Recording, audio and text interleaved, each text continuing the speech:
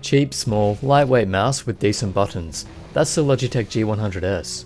Hi, my name is Zai, and I've been playing Quake for over 17 years, now testing the G100s due to popular demand. While it's not available everywhere, it is a good cheap option that can be used for FPS, MOBA, and RTS games. In this review, I'll talk about the four main points being the shape, weight, buttons, and sensor, but I will also try to give you an idea if the mouse is right for you.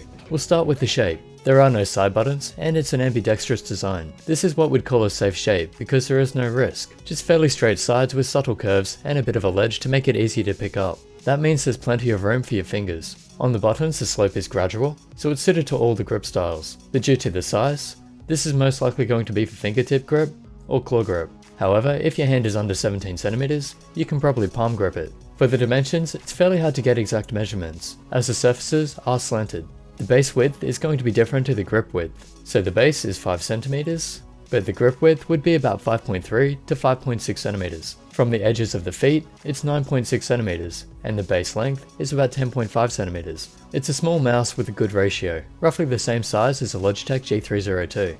As a rough guide, for palm grip, I'd say under 17 centimeters, claw grip maybe 15 to 19 centimeters, and fingertip grip 17.5 to 19.5. Remember, these are estimates only. Overall, it's good, but I actually prefer the shape of the G302. You'll see here that the G100s is very rounded, which makes sense in a way, because it goes along with your hand shape, but I find this means there's less to grip onto. While the G302 is a bit rounded, it has some well-defined lines that are easy to grip. I'll demonstrate this by trying to pick up each mouse without using my ring or little finger. As you can see, the G100s just slips out. And something about its roundness just seems unstable. These points are not deal breakers, but it is part of why I prefer the G302. Still, some people really don't like the G302 shape, so maybe this is a good alternative for them. It's lightweight at 85 grams and the weight feels a bit toward the back, but I've heard you can open them up and remove some of the weight. It feels fine in game though, so I don't think it needs to be changed. Moving on to the buttons, here is a listen to the clicks.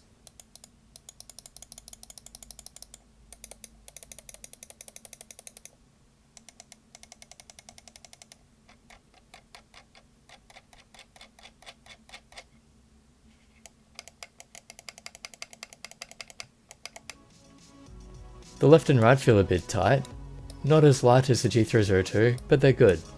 Mouse 3 is easy enough to press in, it feels very standard. The scroll has a bit of vibration after each step, but it's smooth enough while also having a decent amount of tactile feedback on the steps. And the DPI button is easy to press in, feeling light and a bit cheap. Overall, the buttons are decent, nothing amazing, but nothing bad either. Now let's check the implementation of the sensor. First, a couple of quick rocket jumps, testing feel and speed. It's fine, but if I try to make it spin out, I can. So the sensor doesn't have a super high tracking speed, possibly about 3 meters per second. So if you're a low sensitivity player, you may find some problems at high and low DPI. It feels responsive enough though, so that's good, and I couldn't find any acceleration or deceleration. In the sniper test, it can track very small movements, and it's smooth enough, but at 400 DPI, it's a bit too jittery. I'd recommend using 1600 DPI with this one. And the liftoff distance is about 1 DVD on cloth and hard pads. In the line test, again using a cloth and a hard pad, it tracks fairly smoothly, with only slight jitter, but no skipping and no angle snapping. I couldn't find any sensor rattle either, and the liftoff movement is well controlled. As for build quality, it's all smooth plastic so it should last a long time, and while it may be slippery, the design should make it easy to pick up. When shaking it, there are no rattles, but when tapping it, it has that usual hollow sound of the Logitech mice, but that's probably because they were keeping the weight down, so I'm okay with that. The cable is about 2 meters and smooth rubber, but it holds its shape a bit too much. It may be some hassle. A mouse bungee like the Zowie made will fix that though. And there are 3 mouse feet which glide smoothly. Software wise, the buttons can be reassigned to the usual keystroke, multi-key, text block, mouse function, media, hotkeys, shortcut, function, and ventrilo, which is of course common in Logitech software. This mouse can do 250 to 2500 DPI in increments of 50. And you can use either 125 or 500 Hz polling rate. So that's all you really need to know about the mouse, but now for a personal opinion on how I play using it. The answer is quite well, but I'd still prefer the G302. It's a small mouse so I find it easy to aim, as you can see by these highlights. And if this is a shell you like, and the sensor speed isn't an issue, then of course it's a good recommendation. But for me, I just wouldn't use this while there are better mice out there. Everyone is different though. If this suits your needs, then you should be able to play quite well with it. So in short, Good mouse, just not for me. Plus, I really like having side buttons. Hope that helps. If you want to support the channel, you can buy this mouse using the Amazon link in the description. Subscribe for more reviews and gaming videos, check Twitter and Facebook for small updates, and if you want mouse recommendations, please visit my website and use the search. So thanks for watching, like this video, and I'll catch you in the next.